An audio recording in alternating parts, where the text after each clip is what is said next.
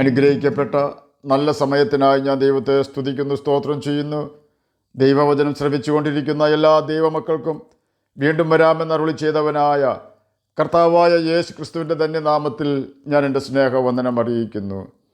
ഇന്നത്തെ അല്പസമയത്തെ ചിന്തയ്ക്കായി 142 സങ്കീർത്തനം 3 വാക്യം നമുക്ക് വായിക്കാം. എൻ്റെ ആത്മാവ് എൻ്റെ ഉള്ളിൽ വിഷാദിച്ചിരിക്കുമ്പോൾ നീ എൻ്റെ പാതയെ അറിയുന്നു. അനുഗ്രഹിക്കപ്പെട്ട ഒരു വേദവാക്യമാണ് നാം കേട്ടത്. ഈ വാക്യം ന്യൂ സെഞ്ച്വറി വേർഷനിൽ when I am afraid you Lord know the way out എന്നും, ഗോഡ്സ് വേർഡ് ട്രാൻസ്ലേഷൻ ഇംഗ്ലീഷ് ബൈബിളിൽ when I begin to lose hope you know what I am experiencing എന്നുമാണ് രേഖപ്പെടുത്തിയിരിക്കുന്നത്.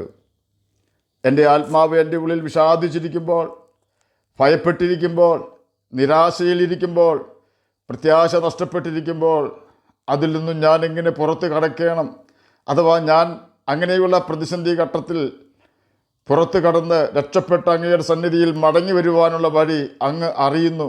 ഈ യാഥാർത്ഥ്യമാണ് സങ്കീർത്തനക്കാരൻ ഈ വാക്യത്തിൽ കൂടി കർത്താവിനോട് പറയുന്നത്. ചുരുക്കി പറഞ്ഞാൽ, നമ്മുടെ ജീവിതത്തിൽ നിരാശയോ പ്രത്യാശ നഷ്ടപ്പെടുന്ന സാഹചര്യങ്ങളോ കടന്നു വരുമ്പോൾ നമ്മെ സഹായിക്കുവാൻ കഴിയാത്ത വ്യക്തികളോടോ, നമുക്ക് വേണ്ടി പ്രാർത്ഥിക്കുവാൻ തയ്യാറാകാത്ത വ്യക്തികളോടോ നമ്മുടെ സങ്കടം പറയാതെ, നമുക്ക് വേണ്ടി തകർക്കപ്പെടുകയും നമുക്ക് വേണ്ടി വ്യസനപാത്രമായി തീരുകയും ചെയ്തവനും പാപം ഒഴികെ സകലത്തിലും നമുക്ക് തുല്യമായി പരീക്ഷിക്കപ്പെട്ടവനുമായ മരിച്ച് ഉയർത്ത കർത്താവായ യേശു ക്രിസ്തുവിൻ്റെ പാദപീഠത്തിൽ ഓടിച്ചെന്ന് നമ്മുടെ സങ്കടം ബോധിപ്പിക്കണം.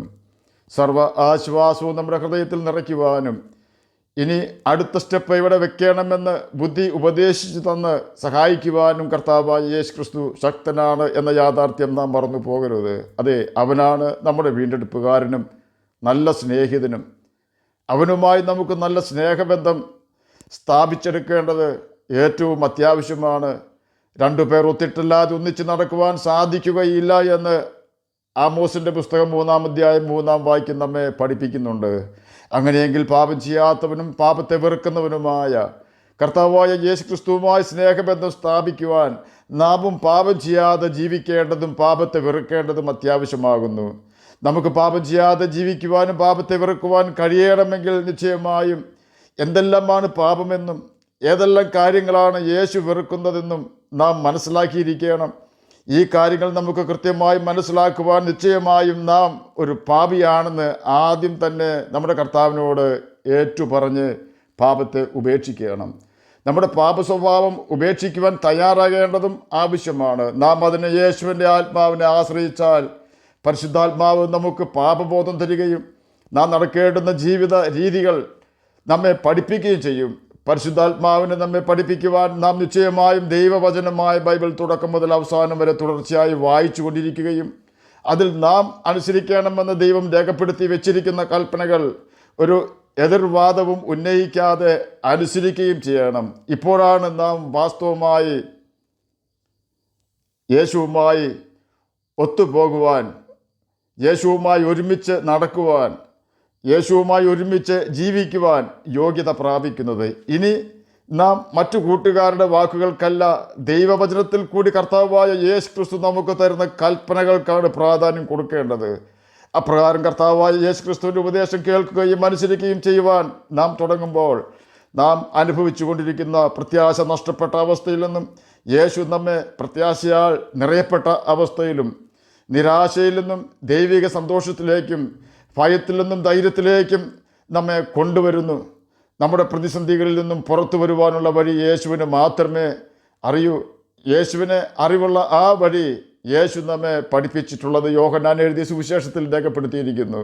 ഞാൻ എൻ്റെ പിതാവിൻ്റെ കൽപ്പനകൾ അനുസരിച്ച് അവൻ്റെ സ്നേഹത്തിൽ വസിക്കുന്നത് പോലെ, അഥവാ അത്യുന്നതൻ്റെ മറവിലും സർവശക്തൻ്റെ നിഴലിലും താമസിക്കുന്നത് പോലെ നിങ്ങൾ എൻ്റെ കൽപ്പനകൾ അനുസരിച്ചാൽ എൻ്റെ സ്നേഹത്തിൽ അഥവാ എൻ്റെ മറവിലും എൻ്റെ നിഴലിലും താമസിക്കും, അഥവാ വസിക്കും. യോഹന്നാൻ എഴുതിയ സുവിശേഷം 15-ാം അധ്യായം 10-ാം വാക്യവും 91-ാം സങ്കീർത്തനം 1-ാം വാക്യവുമാണ് നാം ഇപ്പോൾ കേട്ടത്.